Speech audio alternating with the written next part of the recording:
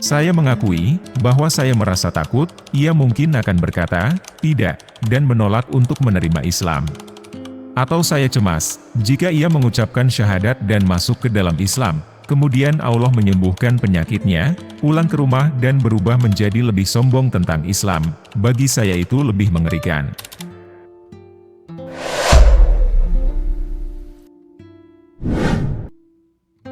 Assalamualaikum warahmatullahi wabarakatuh.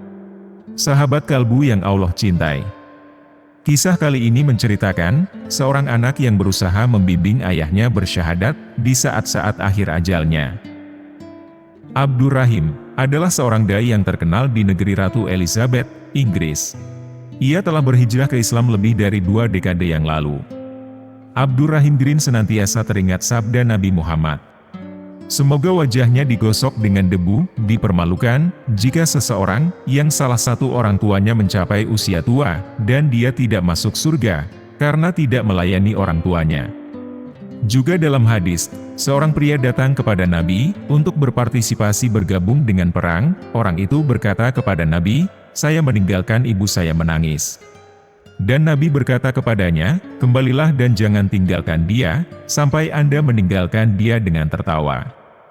Abdurrahim berkata, "Setelah ayah saya meninggal dunia, saya merasa perlu untuk menemani ibu saya, dan memberikan dukungan kepadanya. Saya tidak ingin dia merasa sendirian dan sedih.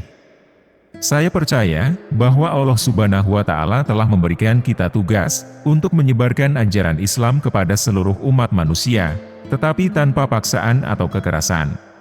Kita hanya bertanggung jawab untuk menyampaikan pesan, dengan cara yang paling baik, paling bijak, dan paling santun, sambil memohon pertolongan dan petunjuk dari Allah Subhanahu wa Ta'ala, yang Maha Berkuasa."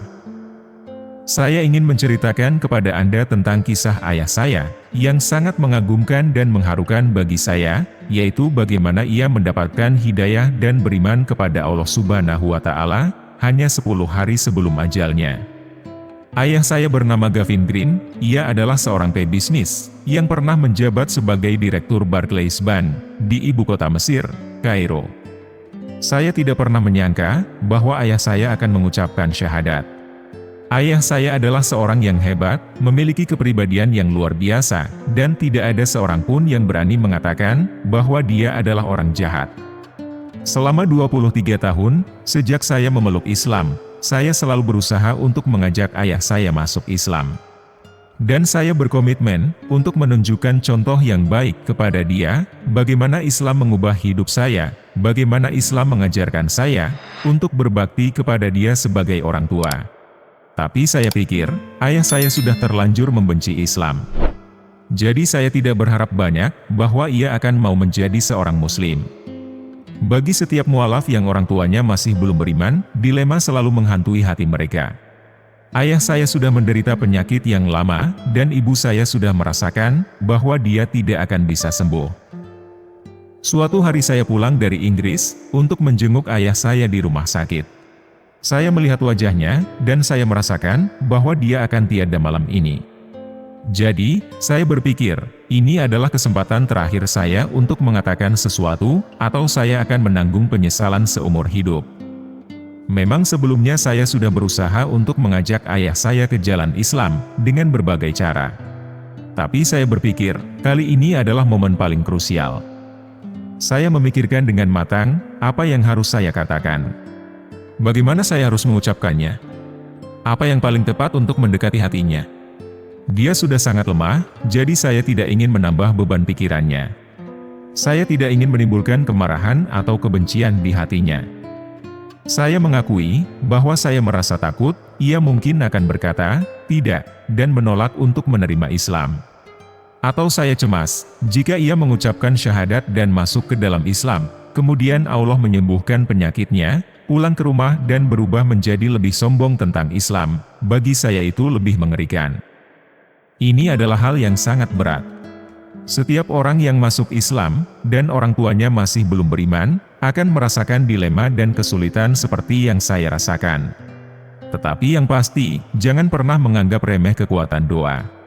Maka ketika saya mengalami kesulitan, saya berdoa kepada Allah agar memberi saya sesuatu, untuk dikatakan kepada ayah saya.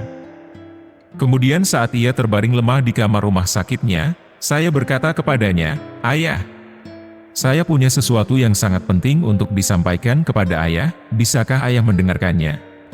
Ayah saya tidak bisa bicara dengan lancar, sehingga ia hanya bisa mengiyakan dengan kepala. Lalu saya berkata, "Saya punya sesuatu yang harus saya katakan. Jika saya diam saja, saya akan merasa sangat menyesal." Dan kemudian saya mengatakan kepadanya, di hari kiamat, seorang pria akan datang menghadap Allah, dan diperlihatkan segala amal perbuatannya, baik yang baik maupun yang buruk. Tetapi Allah akan berkata kepadanya, "Anda memiliki sesuatu yang lebih berharga dari semua itu." Dan orang itu berkata, "Apa itu ya Tuhan?" Allah berfirman, "Ada kalimat yang telah Anda ucapkan, tidak ada Tuhan selain Allah, dan Muhammad adalah Rasul-Nya." Ayah berkata, "Berikan saya sesuatu yang mudah untuk saya lakukan." Saya berkata, "Jadi ayah, ini adalah pintu masuk ke surga. Ini adalah kesuksesan dalam kehidupan akhirat, bagaimana pendapat ayah?" Dan dia mengiyakan dengan kepala. Seperti yang dituturkan Abdur Rahim Green pada Right Islam. Saya menatap wajah ayah saya yang pucat dan lemah di ranjang rumah sakit. Saya bertanya dengan harap, "Ayah, apakah ini artinya, ayah siap untuk mengucapkan kalimat yang akan menyelamatkan ayah di akhirat?" Ayah saya mengangguk pelan dan berkata dengan suara serak, "Iya, Nak." Saya pun mengulangi syahadat dengan lantang, dan ayah saya mengikutinya dengan penuh keikhlasan. Saya merasa lega dan bahagia. Saya memeluk ayah saya erat-erat dan berterima kasih kepada Allah. Saya meninggalkan rumah sakit pada sore hari itu, karena ada beberapa peraturan yang harus saya patuhi. Saya berjanji akan kembali besok untuk menjenguk ayah saya lagi.